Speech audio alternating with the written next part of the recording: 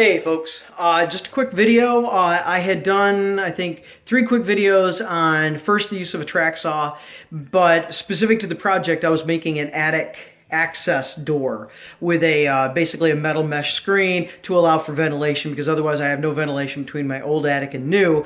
And the old attic, while I do have a ridge vent, actually has no soffit venting, so the venting itself is really practically, it's not efficient if it works at all. The new addition that we just put on the house not too long ago, that we've been working on, kind of a pay-as-you-go. So it's taking a while because we are paying as we go. That we certainly have soffit venting, and this is all wood construction, so there's no vinyl siding, there's no vinyl soffit. Actually, it's wooden soffits and everything. So I drilled holes, actually put small cap soffits or small cap vents in the soffit all the way through. And then I have, because of the insulation, I have the foam venting, so the insulation can't block off the vents that we have. So anyway, point being is we need that ventilation, and this was a way to open up the old attic to the new, get the ventilation, at least get the ability for air to push through a screen without having to put a fan in or anything like that. But also to prevent any critters, bats, whatever, from the old getting into the new, because the new is pretty tight. We've been around the house once or twice as we've painted the house from a lift and from ladders and tried to really kind of seal it in, but I don't think anything is perfect, and I think on occasion we do get a bat coming through the attic. So with that being said, I wanted to get ventilation without having access to critters more easily than is whatever is already there.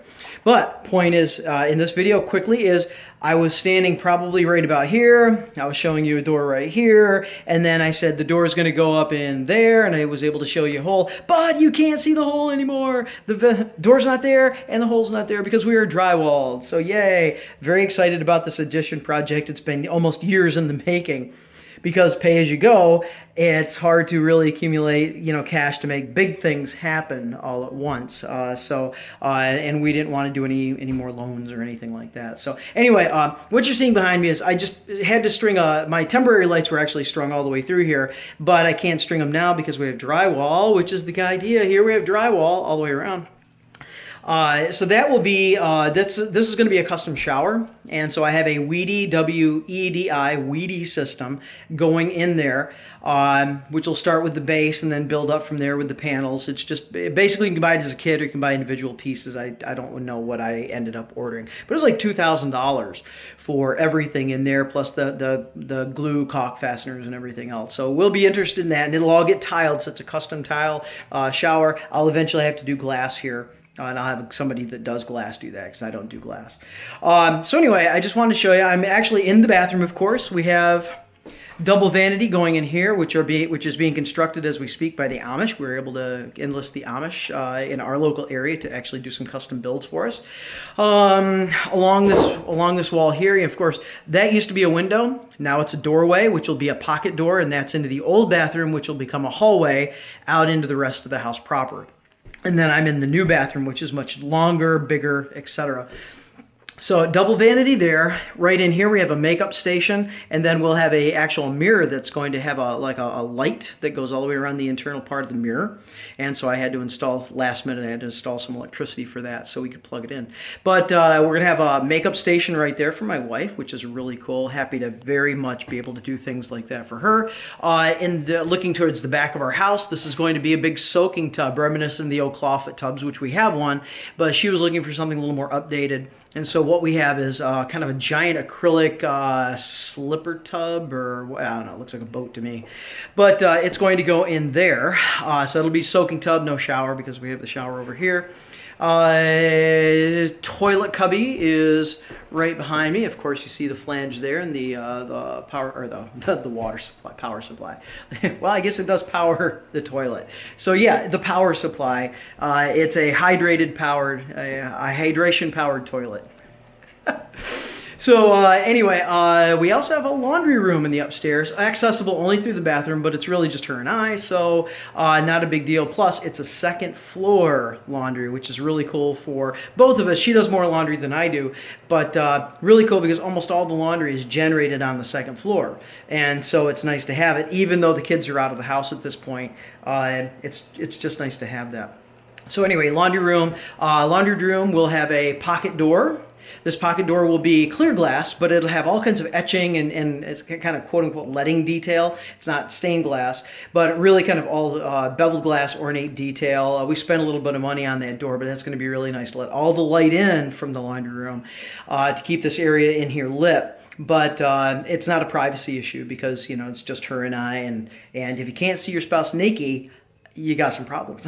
So we're not worried about that. Now, we do also have a pocket door going to access, but that'll be frosted glass. It's the same window series or same door series, but that'll be frosted glass. And so, you know, you don't want neighbors, you don't want visitors seeing you naked. That's acceptable, but this one, not a problem. So that's our project, and I was really excited because the drywall, as you can see all the way through here, the drywall, laundry access, and everything is all set up. You know, the drywall is ready to go. It's going to start being finished tomorrow. I actually hired that one out because someone full-time can do this quicker than I can. I hung this in a weekend, but to tape and finish and everything else, it would take me, you know, a week and a half of just 2 or 3 hours a night, and really taking up every bit of my evenings doing that. And I've got grading and everything else to do, so I can't really be spending time. Plus, I have online teaching that I've got to do besides. So, you know, with all of that being said, I just farmed this one out. It was actually relatively inexpensive, and it'll be finished to what we need. And then we're going to have a guy that owes us a favor. He's going to come in and actually prime it for us. So he's going to come in with a sprayer. We'll tape everything off, and he'll come in and just spray prime it. And then my wife, who really is a fantastic painter, she'll come in and do all the interior painting as well. And then we'll get crown all the way around. We'll get huge baseboards, like 10-inch baseboards, to match the old house that we live in. It was built in 1870. And we're only literally the third owners. We've owned it for 15 years. We're the third owners since 1870, just to let you know. So, you know, really excited about just trying to match this up with, you know, a little bit of a modern touch, but, you know, the old look as far as the taller baseboards, everything, to be consistent throughout the house. So, just wanted to let you know this is kind of what we're working on.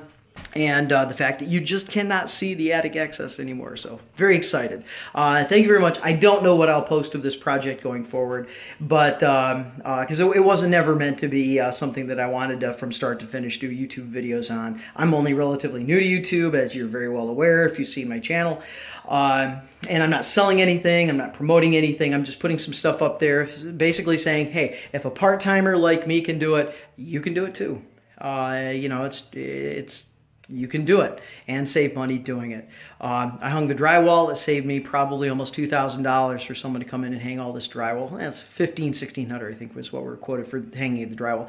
I was able to hang it, and I had one guy come in for one day to help me for a little bit, and it was like $240 just having somebody there to help me lift sheets and everything else. So there we go. Really cool about it. And if I post anything more, I'll just keep it under, you know, you'll see a series. Otherwise, this is a one and done video. Okay, well, take care. And by the way, if I go out here, there's the magic trailer. And that magic trailer has saved my bacon a bunch of times, and it's still provided for everything I've been doing here. Right now, I'm actually loading tools out, getting ready for the drywall guy to come in and finish. So I want to make sure I'm completely cleaned out of all my tools, making sure I'm not in his way. So I'm going to take everything down to the trailer. I'm going to put up my workbench, set it all up there, clean it off because it's pretty dusty at this point, and then put it all away. And then come the weekend, then I'm back and I'm doing construction. I'll bring up whatever tools I need at that point. So looking good, having a good time, and no debt at this point. All right. Talk to you later, or catch you later in the next video. Stay safe.